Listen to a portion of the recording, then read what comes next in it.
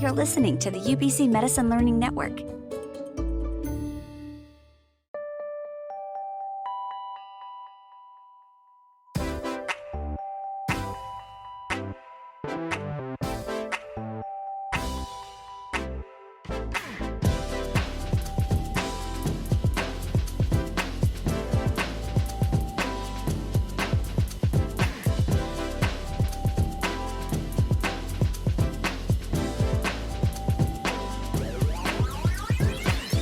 On today's episode, we are exploring the current field of AI in healthcare with Dr. Kendall Ho.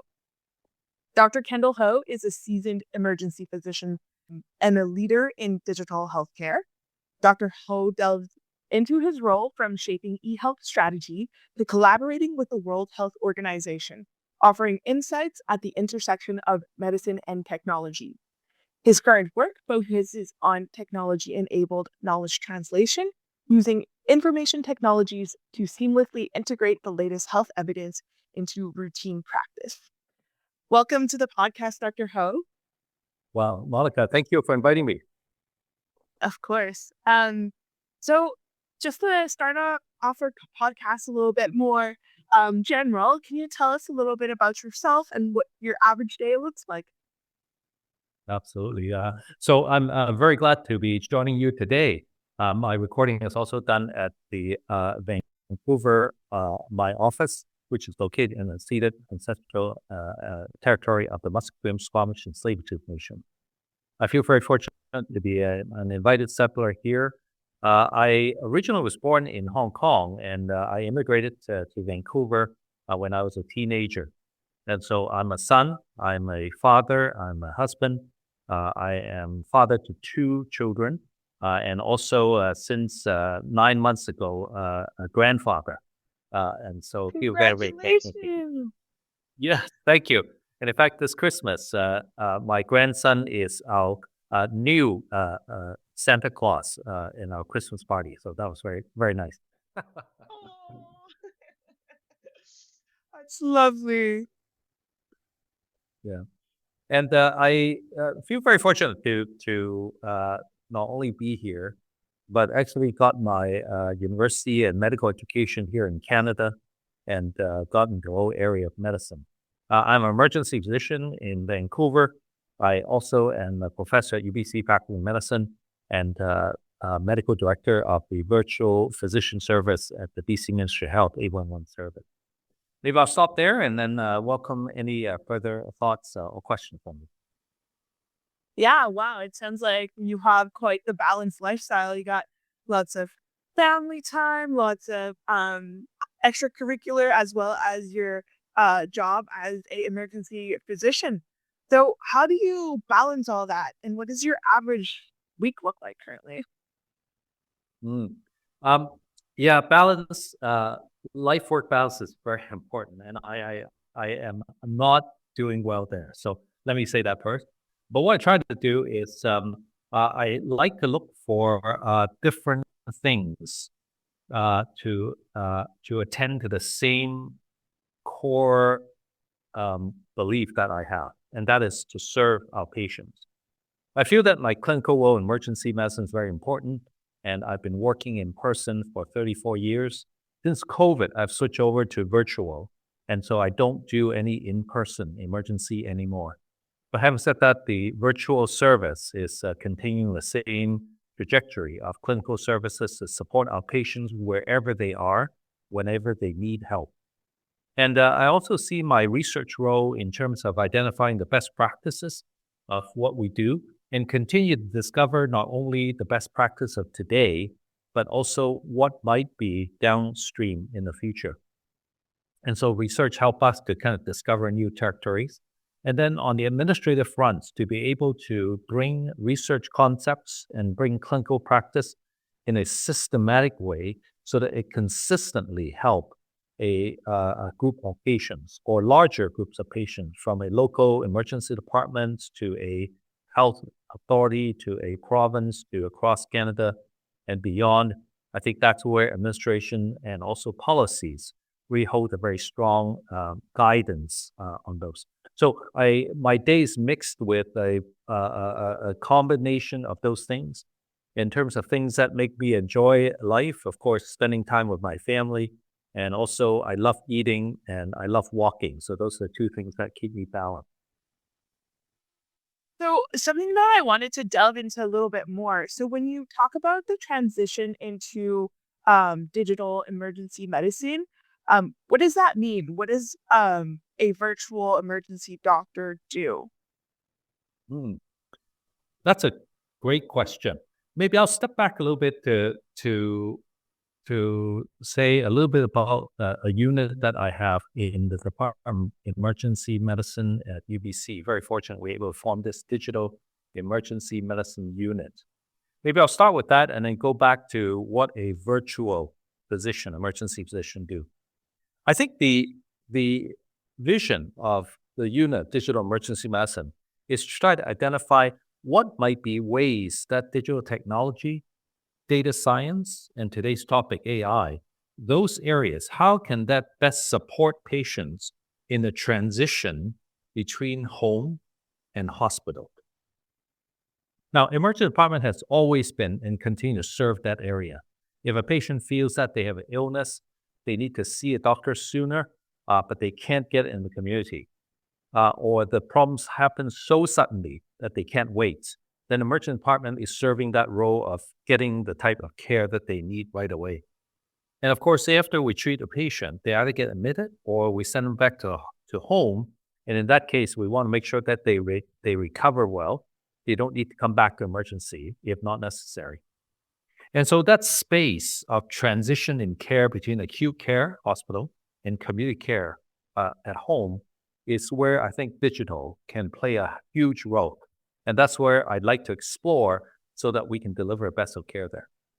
And so in that area, we look at four things. And these four things are what emergency physicians perhaps in the future will do. Number one is how do we help triage a patient so that the patient, if they need to go to emerge, will accelerate that. If they don't need to, they can stay home. I remember when I grew up, I think about shopping.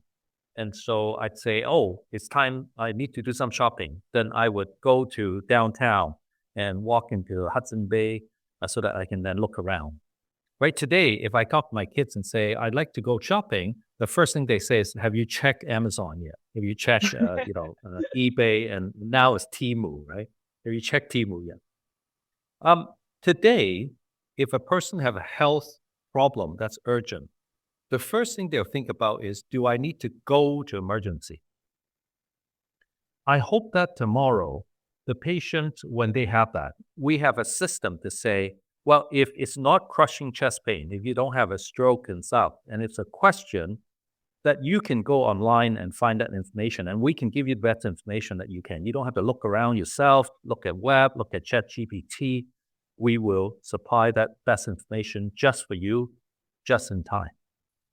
I hope we can get there. So virtual triage is an important area. Secondly, there are cases where we can treat patients that we can use virtual care to do so.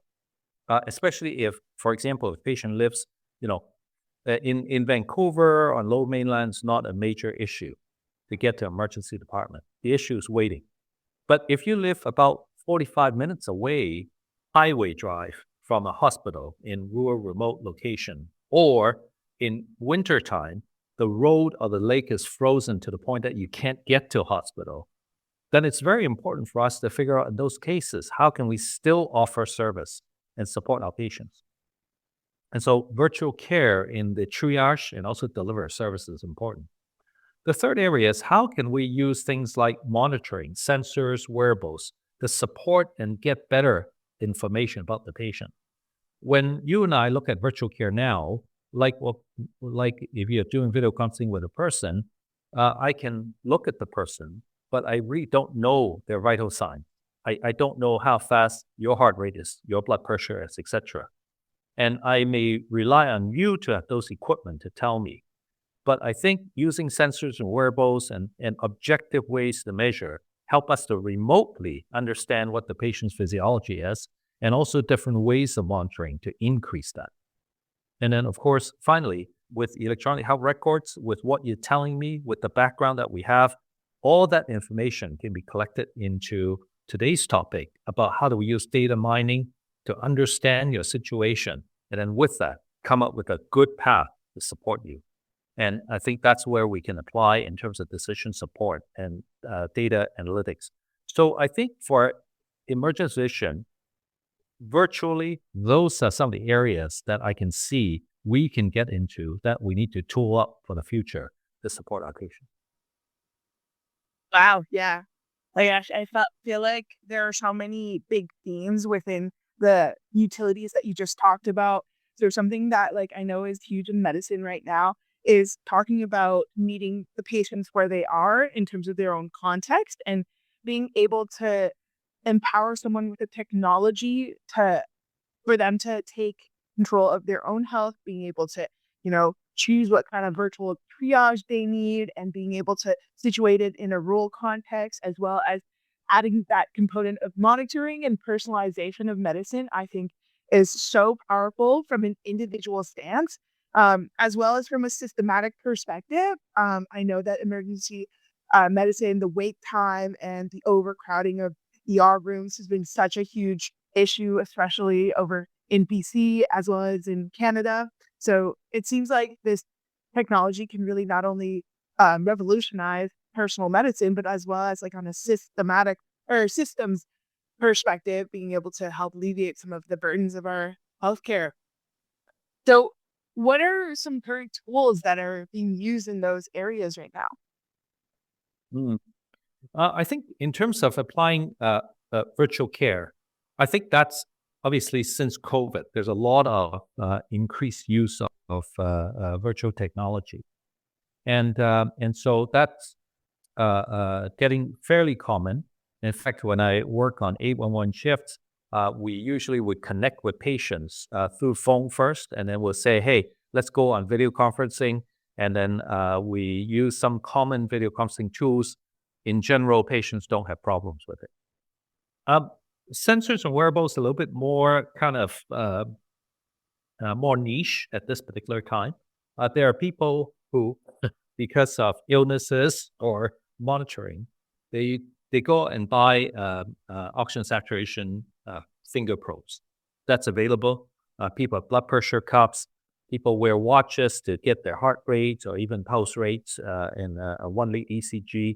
All those are becoming commonplace, but then still not quite widely used. And of course, there are now newer technology like rings, like bracelets, and other ways to measure how the body functions. And so again, those are different ways of monitoring that are there. But I think perhaps the amalgamation of those data together with the patient's own information so that we can make a better decision is really a very interesting and important application. And in fact, AI would be an area where I think we can start to look at that area to improve on those. Now, AI has moved into healthcare a lot on those image-based specialties. We hear about radiology using AI to help decide on images, gastroenterology when you do probing or gastroscope, or pathology in looking at pathological samples, etc. But I think on clinical specialties like emergency medicine, it's already also starting to get into the play, with cancer therapies. And I think more and more we'll see more decision support tools or ways to use AI to help us make better decisions. I think that's a really interesting area to start looking into. Mhm. Yeah, it kind of sounds like we're talking a bit about decision support using AI with both physicians and patients. Can you expand on the concept of decision support using AI a little bit? Yeah, you bet. So maybe I will give example on radiology first. A more common example, for example, an image screening like a mammography. Historically, we want to have two radiologists look in the same mammogram and then decide whether there are shadows that need to be biopsied or not. And so that's a kind of historical approach to that. Now, with AI, what it has happened, what has evolved is that there are now algorithms where AI can use and look at an image and then decide whether there is some questionable area, and then have a human radiologist look at it the same, and then decide together whether there's any issues there. So in that case, you can see that the technology is starting to improve on or support looking at the images. And yet at the end of the day, it's not the machine itself that makes the ultimate decision. It only provides information so humans can then make a decision. So it supports the human on decision, so decision support, and it maintains safety so that you don't have situations where machine can do the interpretation without any human interpretation. But you can immediately see that you suddenly have doubled the workforce. Mhm. Historically, you need 2 radiologists, but now you need 1 radiologist, and then the machines support the other part of it. And it's not like there's a lack of images we need to interpret. It's more than enough for us to do. And so that's suddenly double our workforce so that we can actually interpret images. That would be the best case scenario of how we use that in terms of supporting. Of course, there are issues, but that's the positive side of how we can use technology. Mhm. So, in the context of emergency medicine, something so fast paced usually, how can we incorporate that technology within our current workflow? Yeah. So there are a couple of really interesting studies that are now coming into the fore. For example, in the emergency departments, there are a few studies now looking at, can we look at the patients presenting complaints, the vital signs, the electronic health record that they have, and put that information together to do a 30-day mortality prediction, to do a severity prediction, so that you can then triage the patient in terms of whether they need to go and see a doctor sooner or they can wait, and also how sick and how severe the sickness is. So this is one area where you look at collection of data and then using machine and data science and AI to help us to start extracting that information out. Mhm. In the 811 scenario, where I'm looking at virtual triage of patients, again, the opportunity is there for us to say, in addition to us talking to every patient, are there ways that we can use machine learning and AI to help start the triage of the patient and collect the information? And then we would then support that decision. We have the machine provide us with some suggestions so that the machines support us in making a better decision. And so being able to spend more time with the patients, not on collection information, but dealing with how they feel, how anxious they are, and looking at navigation, where they need to go for health services. So that would be another example how we might be able to use AI in our care. Yeah, just so our audiences are on the same page, can we quickly go through what 811 service is and Hey, um you bet. yeah, yeah, and also something that you've developed, Heidi. Can we talk a little bit about what these virtual services are? Yeah, absolutely.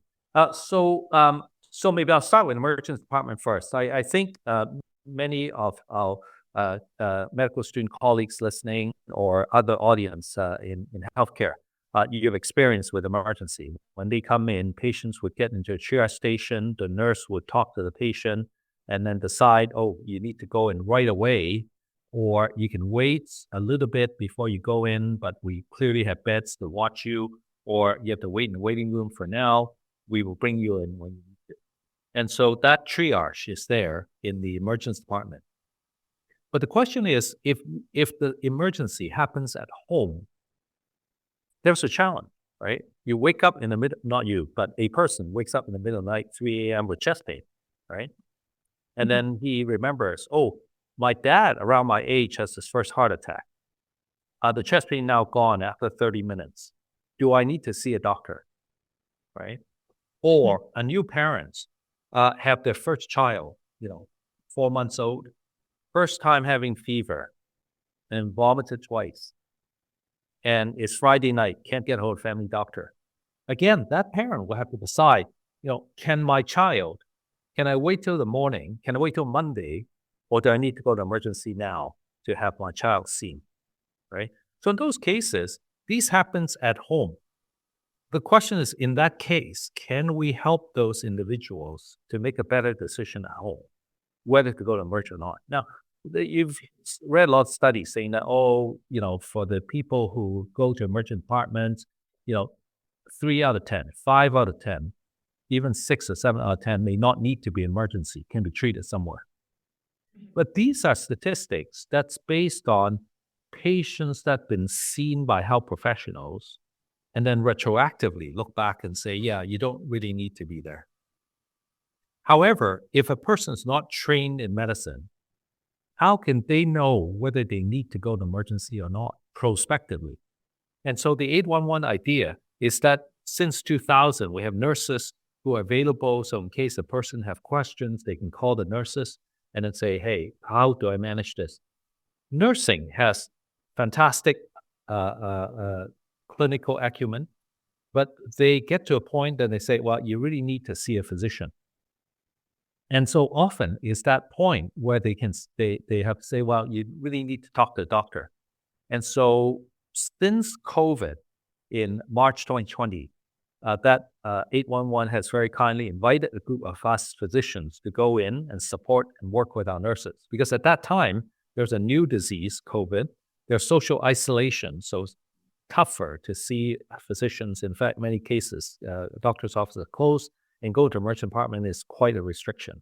And so at that time, a group of us physicians got in and worked with our nurses to form that virtual team. So when the nurses finish, has completed the scope of practice and need a physician to participate, especially for those cases where they're not sure whether they need to see a doctor or not urgently, that's when we jump in and talk to the patient.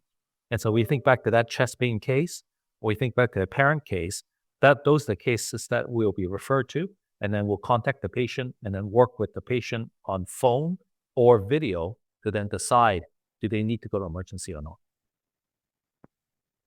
All right. Yeah. So it kind of sounds like 811 does a lot of the things that virtual care is aiming to do. It's being able to provide that level of personalized care outside of the physical emergency department. And so how can AI and technology enhance that systems that's already in place? I know we talked a little bit about the monitoring devices. We talked a little bit about decision support systems. What do you think is the big goal of the future? Something that can revolutionize how emergency departments are ran? I hear you. Yeah, I'd love to get there, and it may need you and your audience member to take that forward, because I can do a little bit, but then you guys are really the future of our profession. Maybe I'll start with AI first, because I think sometimes AI can be thought of as, be all and end all. But the way I see AI is specifically kind of 3 key functions. I got a bit of a favorite definition. It's a little bit older definition. As we evolve, it may still change, but the 3 components really hasn't made any major changes first. This definition comes from 1984.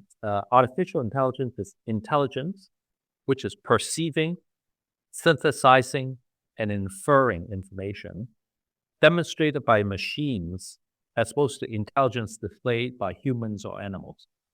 So really, it's about 3 things. It's about sensing. It's about thinking. It's about acting. So those are 3 elements.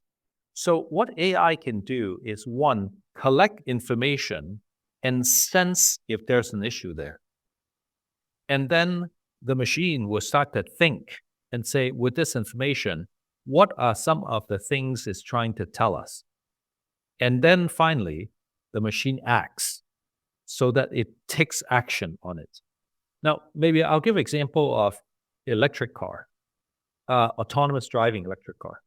And so when a car is on the road, it would need to sense whether there's a traffic light and whether there are people walking in front of the car.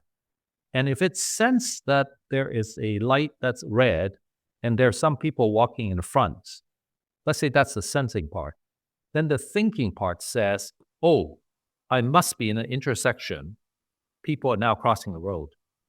And then it pumps the brake. That's the action. Is say, I can't move. I got to stop the car. So that is autonomous driving. And the reason it takes till 5G is because the latency of the speed allows now the car to stop before it hits the person. As you go into 6, 7, 8Gs, not an issue. So in the same way for healthcare, how do we then, coming back to exactly your question, in emergency medicine, how do we collect the information, such as the patient's chief complaints, the patient's vital signs, the patient's electronic health record, the patient's current emotions, how anxious they are, and collect all those and sense it. And then to think and say, do we have a diagnosis, or how critical is this patient, or does this patient need acute intervention or not? And then pump out a action to say, yes, you should do this, or yes, we should see the patient sooner, etc. So that's where the chain of AI will need to be. And so I think there are a lot of opportunities in emergency medicine when we do that. We did talk about that already in the imaging, for example, radiology, to sense an image, to decide if there's a shadow, and then it'll make a recommendation to say, yes, we need a biopsy. But then, of course, that then go to the radiologist to then have a second opinion and decision making. So in the same way, I see that AI will do that in emergency medicine. Wow. Yeah. The way you talk about it, it almost sounds like it does exactly the job of a physician, apart from the empathy and human part. Something that I was thinking about as you were saying that is an image of an emergency department, like almost fully ran by technology. Someone comes in with something super common as like a chest pain, and you walk in, you have machines take your vital signs, your ECG, and do a basic workup with you entering your history and information. And as we know, a lot of chest pain that shows up in an emergency ends up being something that isn't quite urgent and can be managed at home with pain meds, etc. And so the machine would be able to dispense maybe some Tylenol or Advil, and then you go home and that's your emergency visit. You can do the entire visit without even seeing a physician. Do you think that's something that's possible in the future, or do you think that's something that is a bit too dystopian and too out there? Mm. Great image in the mind. I think we are definitely not there today. I think even in the next decade, it's unlikely. But as we go into the future, I think it depends on how we evolve. So it would depend on how we do that. The reason I say that is this, that currently technology has several really important limits, and it's related to safety, related to use. For example, on a sensing part, is as something as trivial as are we getting the right type of information? Are we taking the right blood pressure? Is the patient running and take a blood pressure, as opposed to what we standardize is for a patient to sit for 2 minutes, quiet down, and make sure that blood pressure cuff is applied properly at the right level of your body, and then we measure blood pressure, right? Or common things about the oxygen saturation probe, that if its probe is put in a wrong way, it may show very low oxygen saturation, but it's actually a artificial data point. That's not accurate. And so application of sensor and the sensor themselves, are they accurate or not? Are they consumer grade as opposed to medical grade? So on that point, for example, on measuring how many steps that you walk, look, if you miss 1,000 steps from 9,000, 10,000, a person will die from this, right? What you really worry about is the trend, or what you really want to know is, oh, today you walked more than yesterday. Great. But the problem with medical device, the issue with medical device is if a blood pressure missing by 5 or 10 millimeter mercury, it can make a big difference.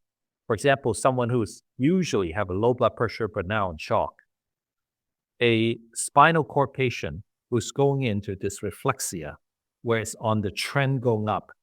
All those missing 10 millimeters mercury can make a difference of time and intervention. And so the equipment not only need to be accurate, but is it medical grade as opposed to consumer grade? And then how do you collect the data and making sure that it's, private, et cetera? All those are very important. Now, on the data side, again, we often talk about the 6 V's. You need a volume of data. If you have data of one person and you use that for decision support, you're going to be really, really in big trouble. Often people talk about 10,000s, 100,000s of patients. With that data, then you can start to have more and more confidence, right?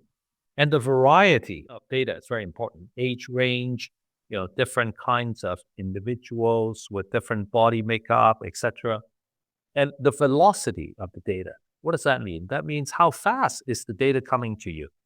Now, if you're dealing with a slow chronic disease over time, that's very different from the acute exacerbation of chronic disease or a sudden onset of disease, such as suddenly your heart rhythm stops.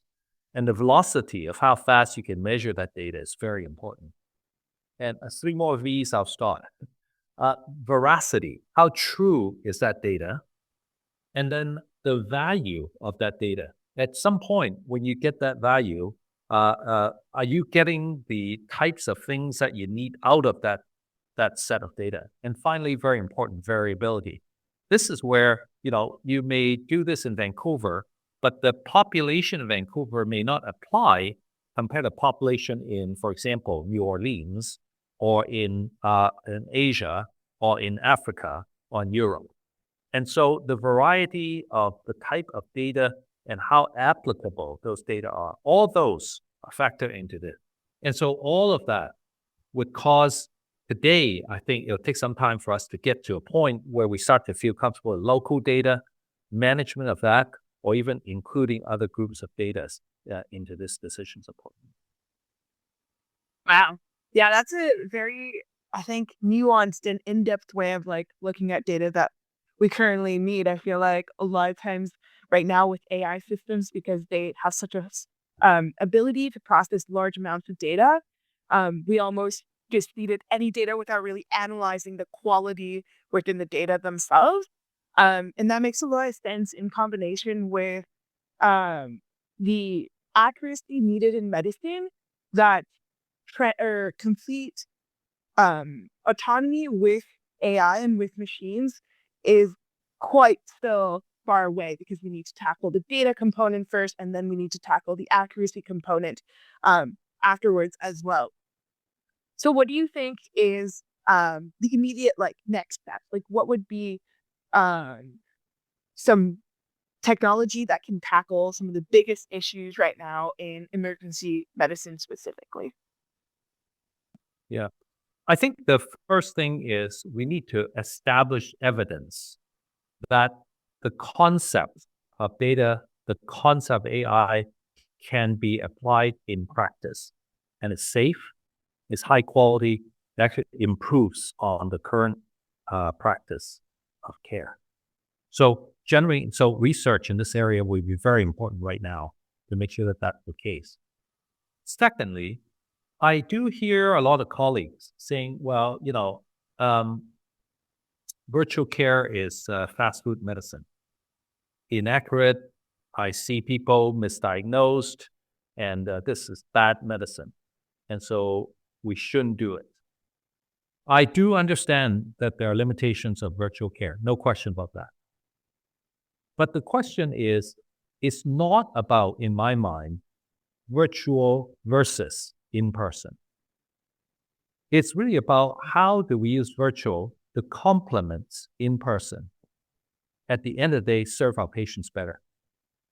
Now, Monica, if you and I go to a bank and they say, the only way you can deposit money is come into our bank, give me a check, I'll deposit it. No other way. In the meantime, other banks offer, photo deposits, etc.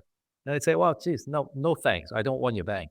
Or if the bank says everything you do, you need to do it online. Even if you're negotiating a mortgage, you're borrowing money, you're doing investment planning, everything needs to be online. You can't go into my branch and talk. then again, we'd say, well, there are certain complexity of things that you really need face-to-face. And so my thinking is this, that the second thing we need to do is that it's about bringing virtual and in-person together to serve our patients better, just as banks do, just as any other, like booking entertainments, going flights, etc. It's really about combination. It's not one better than the other or versus the other. And so how do we bring a better practice together? That's the second thing. And then the third thing is that we need to keep updates onto the types of technology that are happening. I was in a AI conference in fact, last month, and also in another one 3 months ago. The consensus there is that AI won't replace physician in the next decade. Don't know about 20, 30 years from now, but in the next decade, I don't think we're going that fast. But one thing is for sure, physicians that use AI will replace physicians that don't. And so the question is, how do we make sure that as we move forward, that as we practice, we need to start paying attention to the AI, paying attention to things that are being used, understanding the principles behind it, and then apply it judiciously when we treat our patients. That's the type of quality that we need to make sure that we display as we move forward in the next decade. To make sure that, one, evidence support AI use. Two, making sure that it's not AI replacing everything, it's AI complementing things. And three is we understand why AI is being used. We know to use it judiciously, and we can explain to the patient why we use AI in this particular day. Wow. Yeah, I feel like that's such a clear road plan in terms of where the field of medicine is going. And it's such a balanced approach in terms of, I feel like a lot of times when people think about technology, it could be either no technology is better, all human interaction should take priority, or if it's should we transition to technology to have it completely take over human decision-making processes. And hearing that like level of balance in the immediate future, I think gives a lot of us hope that we will be able to kind of transition with this change as well. So as like budding med students wanting to, keep up with technology and obviously be physicians who are able to use AI than physicians who aren't, what are some steps that we can take currently as med students to prepare ourselves and put ourselves in good positions to be those physicians that are able to integrate AI into our practice? Yeah. I learned Roman and Greek mythology from my son, and he made me aware of the god of Janus, which has a face looking behind and a face looking forward. I think our medical students are exactly that. That you have the advantage of looking at what medicines are practiced till today, and then you have a face to look forward to say how it's going to practice in the future.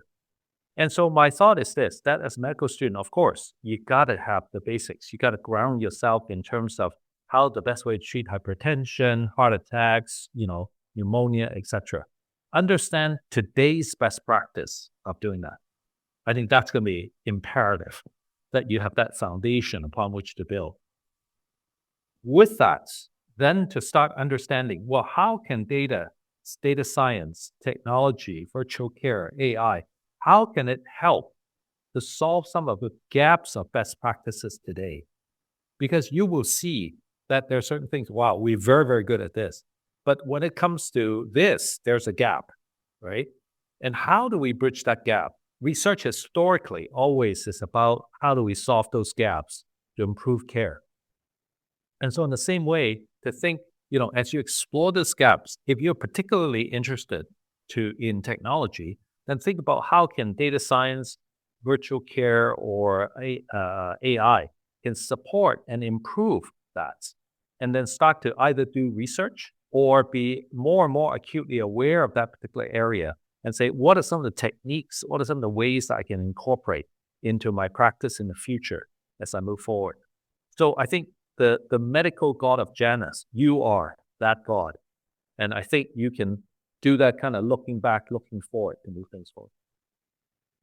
Do you have any resources that you could recommend in terms of like kind of understanding the basics of AI and because I feel like whenever or you have to come up with a research question, you kind of need a bit of a background understanding as to so how can I apply this tool to this problem?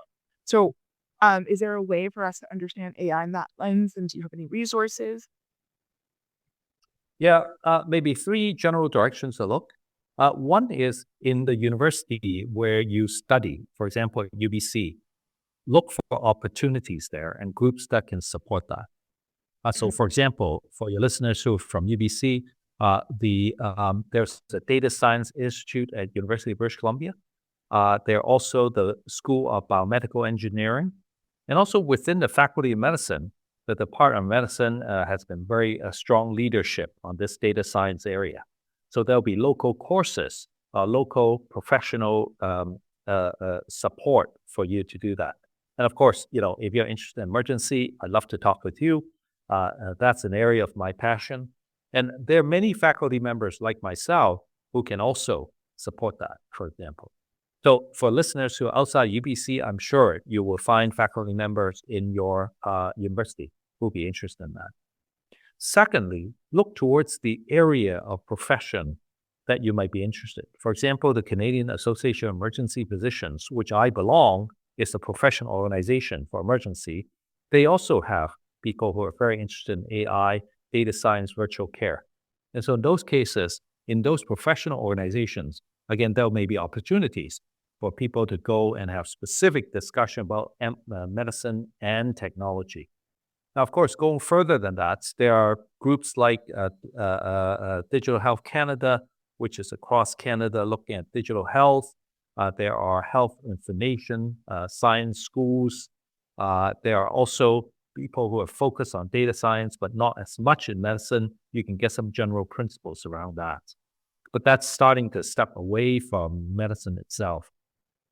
And then finally, I know that both for Royal College and also College for Family Physicians of Canada, and also in many ways the educational bodies are looking into standards of virtual care or standards of digital health or health informatics that is currently being developed, and courses are associated with those developments.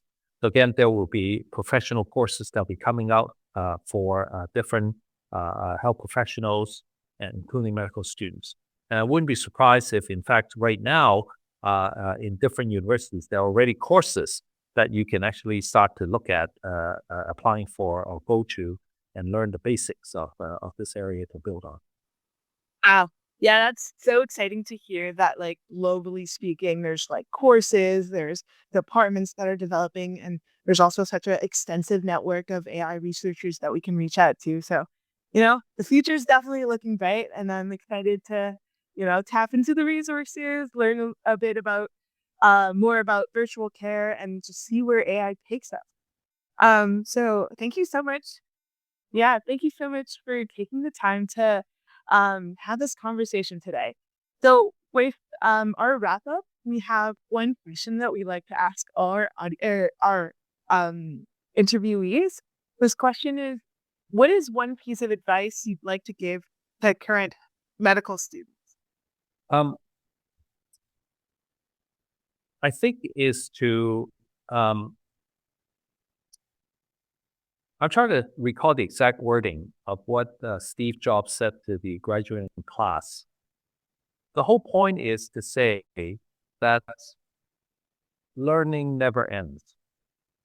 And so if there's one advice I'd give to medical students, that would be never stop learning. And always know that what you do today is the best for today, but tomorrow we can improve. I think that does not only apply to data science and AI, but to everything that we do. And you are, as our medical students, become the professions of tomorrow, you will carry on this tradition to move forward and bring excellence in medicine for your patients. And your next generation will continue to do so. As long as our profession keeps learning, keeps humble, and know that there are things within our profession we need to improve, also outside our profession, such as data science and AI, that we can learn from other professions, that we can work together to improve the care of patients, then I know medicine will have great hopes and continue, and I have faith that we will deliver the care that patients need. Mhm. Stay hungry and stay foolish by Steve Jobs. That's right. Stay hungry and stay foolish. Yeah. I don't know about foolish. Yeah, but stay hungry for sure. That's an amazing final message. So thank you so much, Dr. Ho, for joining me today on Metamorphosis. I hope I'll be able to bump into you in the wards soon as clerkship's coming up. And to the audiences, I hope everyone took something away from this podcast. And if you're looking for more episodes like this, you subscribe to the Metamorphosis podcast wherever you're listening.